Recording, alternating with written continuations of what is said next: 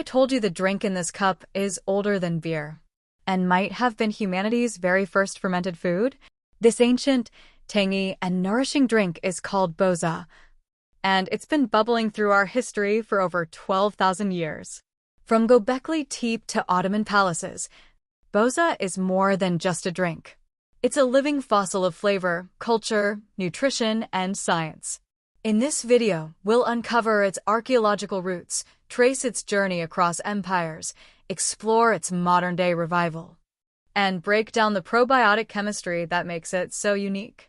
Let's rediscover the lost story of boza, the original brew of civilization. Around 9500 BC at Göbekli Tepe in southeastern Turkey, some of the earliest evidence of Proto-Beer production has been found. Archaeologists discovered traces of fermented cereals, millet and barley in stone vessels. 6 limestone vessels, each with up to 160 liters of volume, contained sticky black residues. Chemical analysis revealed calcium oxalate, formed during soaking, grinding, and fermentation of grain. This suggests early humans were using fermentation as a method of preservation and nutrition. Proto-beer wasn't like modern beer.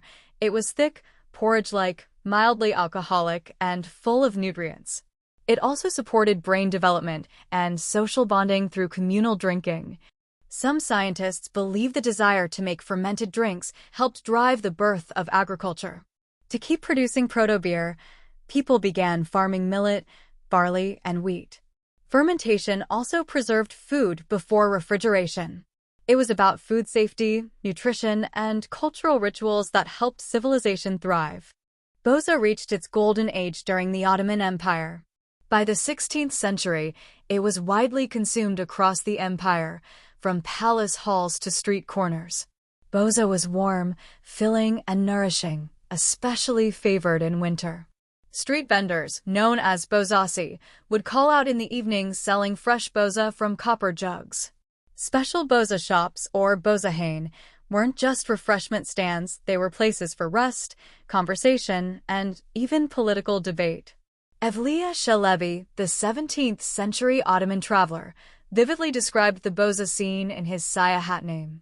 He wrote of over 300 boza shops in Istanbul alone, each offering different textures and flavors.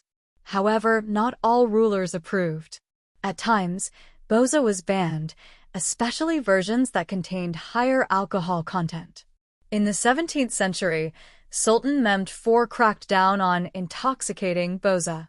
Yet, it remained too culturally embedded to disappear. Sentence: fermented grain drinks like boza traveled vast distances across time and culture.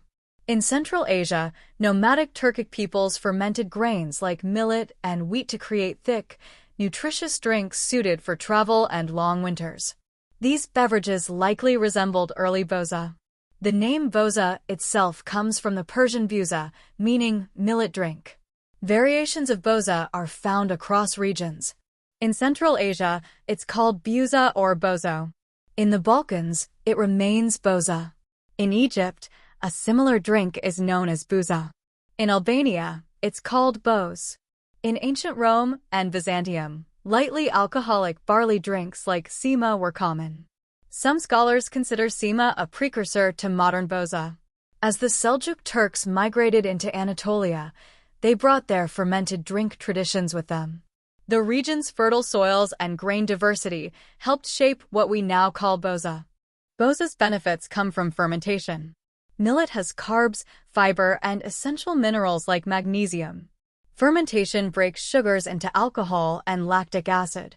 Boza has 1% or less alcohol, but it's full of beneficial bacteria.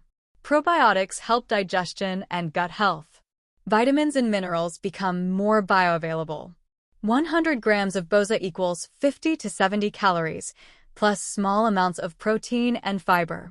Ferment for 2 to 3 days for best taste and probiotics. Longer means more sour, less sugar. You can make authentic boza at home with millet and sugar. Boil 1 cup of millet with 5 cups of water until soft. Blend or mash until smooth. Stir in 1/3 cup sugar while warm. Let cool to room temperature. Ferment covered for 2 to 3 days, stirring once daily. Strain and chill before serving. Today, the legacy of boza lives on in places like Vifa Boza, a historic boza shop in Istanbul founded in 1876.